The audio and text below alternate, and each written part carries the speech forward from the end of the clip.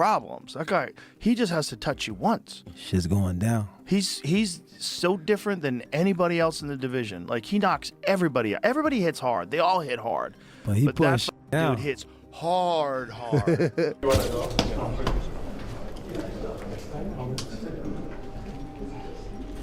Robert, oh, sorry, when you're done. Yeah, so them ones with the A, Robert. Okay. Yeah. We send it. Answer. Anthony Joshua, it's Olympic champion. First. Jack Paul, it's sportsman, YouTuber, showman. Rolls Royce, Fiat. Joe Rogan has never been shy about sharing his thoughts. His recent reaction to Anthony Joshua sparring with Oleksandr Usyk before Jake Paul's fight shocked the combat sports world. On his podcast, Rogan broke down the strange but interesting situation and questioned why two of boxing's top heavyweights would help prepare for a flashy fight involving Jake Paul.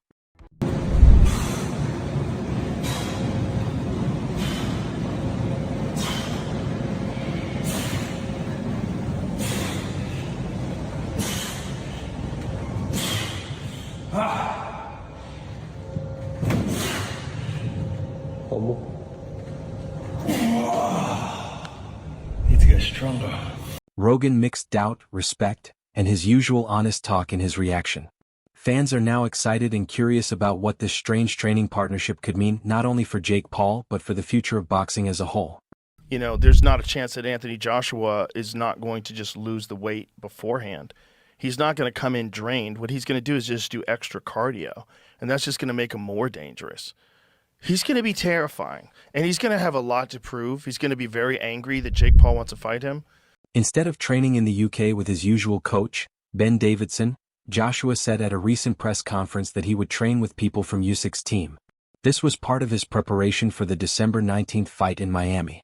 He called the experience amazing and tough, praising Usyk's team, but made it clear that Usyk himself was not sparring with him every day. You've got to find the belief in yourself, not in somebody else's system. You know what I mean? It's like Usyk's team might show him bits and bats of stuff. He doesn't box like Usyk. Can they train AJ to be similar to what Usyk's doing? AJ, you've got to pick out the best of what AJ does, and you've got to pick out the worst and improve the worst in him. And I'll say it time and time again. For me, the best trainer he ever had was Robert McCracken. It might not be what people want to hear, but he had him from the stages in the amateurs, from being a young mind, brought him through, guided. He had a good view of what the competition was out there, where to put him, you know, where to manoeuvre him, when to take fights, when not to take fights. And he'd invested a lot of time in him, Robert McCracken.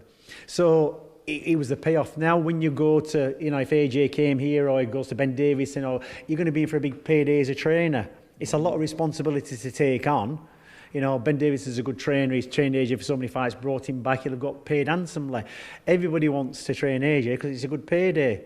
So, but sometimes you have to think to yourself, are you capable of training that fighter? You know, people have come to me wanting me to train. I said, to be honest, we're not going to match. You know, what I want to do and what I want you to do is not going to work. So I just think AJ is looking for that secret ingredient, and it's just within yourself. By training with experienced people from Usyk's camp, Anthony Joshua is working on many attacking and defensive skills. People watching say he stays fully focused on getting better. He is improving his footwork, timing, and punch combinations in a smart but flexible way. The camp gives him sparring partners who feel like real fight opponents, helping him stay sharp and ready.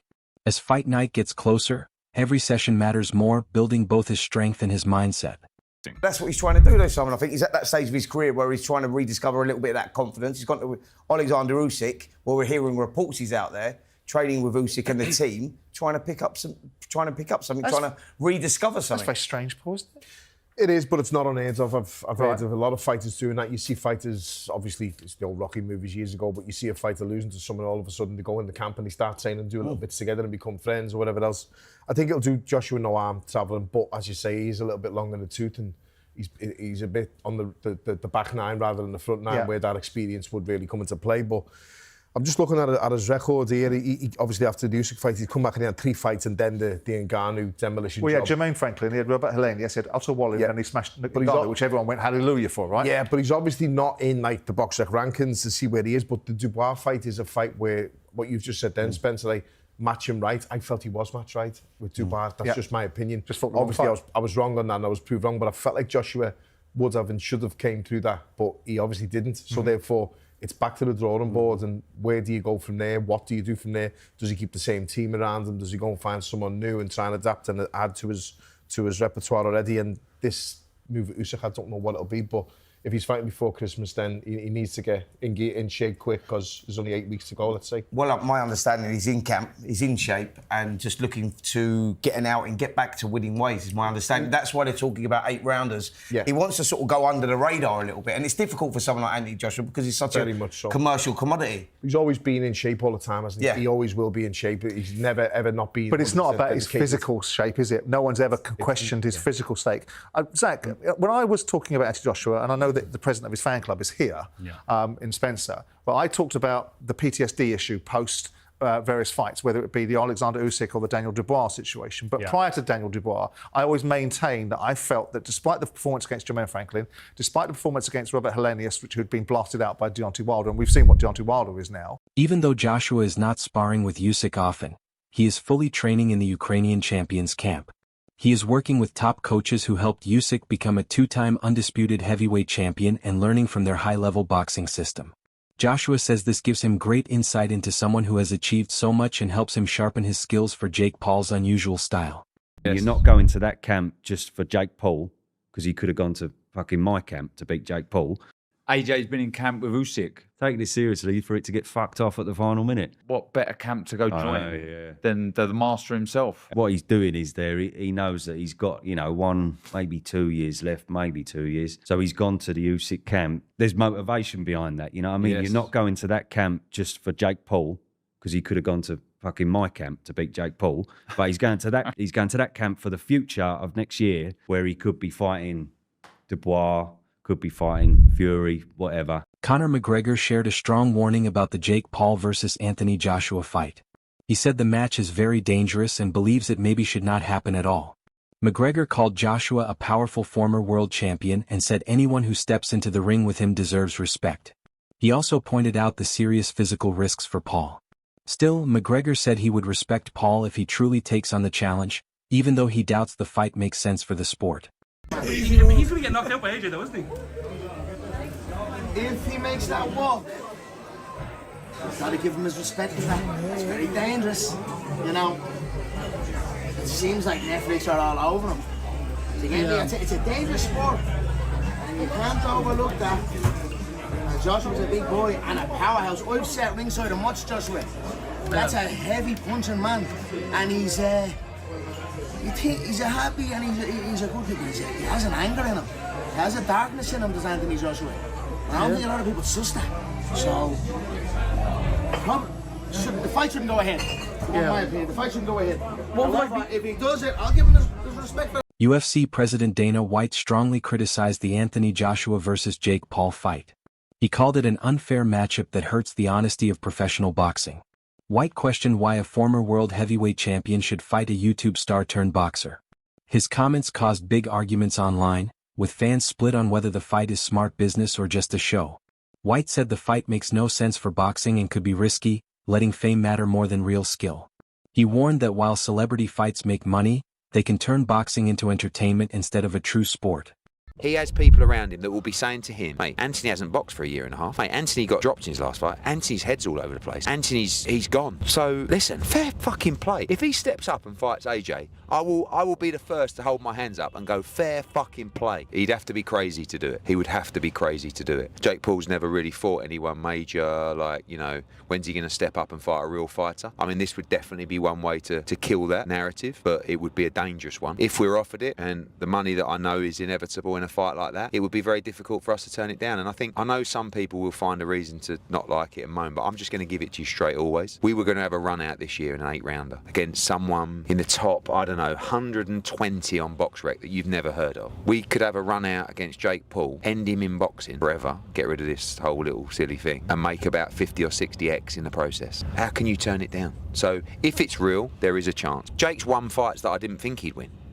And Jake has got a lot better over the last couple of years. He ain't in Anthony Joshua's league, that's for sure. The only way this fight happens, if it's a fight, it's a sanctioned fight. I mean, ultimately, it's a cruiserweight stepping up to fight a heavyweight. I mean, previously, what did you have? You had a lightweight fighting a cruiserweight, but that was an exhibition. This is no exhibition. This is the 10-ounce big boys, and this is a real fight. We've already really got our plans with Turki Al-Sheikh for 2026, which is ultimately to fight Tyson Fury, but also to have another fight in February. We got the phone call to say, look, obviously Gervonta's out, would you be interested in December? And the only other options we had for December was to do an 8-rounder on a card somewhere, which I didn't even know was going to happen. So I said to Nikisa, if you're truthful about this, which he assures me Jake is, then it could happen. So let's live in the real world, yeah? And let's just, everybody stay calm and make logical business decisions. What would you do, right? And please don't give me the, yes, but you have to think about the legacy here. You can't eat legacy, and legacy is so important. By the way, he's an Olympic gold medalist, a 2-time world heavyweight champion. The legacy's okay. I wouldn't let him not take this fight. I would push him in the ring to take this fight. So if you want to blame someone, blame me. Just relax. One, I don't even know if it's going to happen. Two, if it does, just relax. Enjoy us going in there for boxing and sticking one on his chin. We'll go back, we'll fight Tyson Fury, etc. So just relax. But how can you say no? How can you say no? What am I missing? Professional boxer Liam Cameron talked about what fans expect from the fight. He said most people think Joshua will easily win because of his Olympic background and long pro career. Cameron added that some fans may even enjoy a one-sided fight that shows the clear skill gap. This puts pressure on Jake Paul to prove he can adjust, stay strong, and entertain. Cameron explained that fan expectations matter a lot in crossover fights and affect both promotion and how fighters perform. He also said that people who dislike Paul expect Joshua to take care of him, but he still gave Paul credit for stepping into the ring. Do you know if you don't like Jake Paul, AJ is going to do you a favour because he's going to flatten him. But big props to that Jake Paul for getting it ring with him. Listen to this, he's a multi-millionaire. Multi-millionaire. You don't have to box. And he's fighting him. He's either a madman or he knows something we don't know. But people like saying, oh, I won't take this Jake Paul fight. Listen, every boxer on the planet would fight Jake Paul. For money. I'd fight Anthony Joshua for money. I'd get flattened, but I'd fight him. So yeah, I think people sometimes have to watch what they say and think about if I were going to get 100 million. Boxing analyst Joey Knight gave a strong warning about Jake Paul's reasons for taking the fight. He said Paul is mostly chasing attention and viral moments, not a traditional boxing career. This doesn't mean Paul isn't training or serious, but it places the fight more in the world of entertainment boxing. Knight pointed out the clear difference between the fighters. Joshua is focused on skill and legacy while Paul wants exposure and fans. This contrast makes the fight harder to predict and adds more drama to the story. Can make a lot of cash, maybe not as much as the Anthony Joshua fight, but a lot of cash, and can still have a serious chance of going on to earn even more paydays. Whereas the damage that it could do to his body could be irreversible for that opportunity to earn money in a boxing career going forward. So is this the retirement bag? Or do you actually think you can win? Because I read a study recently, and I believe it said something along the lines of men overemphasize or overcalculate their ability to fight by about 500 times. And I'm saying Jake Paul would probably need to be 500 times better to stand a chance against Anthony Joshua. And I can't get how he doesn't already know this. Surely he has sparred with heavyweights. Surely the recent sparring that he had with the likes of Shakur Stevenson and with the likes of Ray Ford, amongst others, Badu Jack, surely that would have taught you that there are levels to boxing. And if these small guys are able to show you things that you had no idea that you were vulnerable to in a boxing ring, what happens when someone who hits 4, 5, 6 times as hard as that does the exact same thing to you and lands it on your chin? The whole reason of why I know where I am in the influencer boxing scene, in the misfit scene, is because of the level that I have sparred at. I've sparred boys that have gone on to box for world world titles. I've sparred with English champions, and I've sparred with loads of Southern area champions. Legendary ring announcer Michael Buffer has said that Jake and Logan Paul have changed modern boxing. He explained that they have brought in younger fans and new excitement to the sport. Buffer said their big fights created energy that boxing had not seen in a long time and helped reach people who usually do not watch.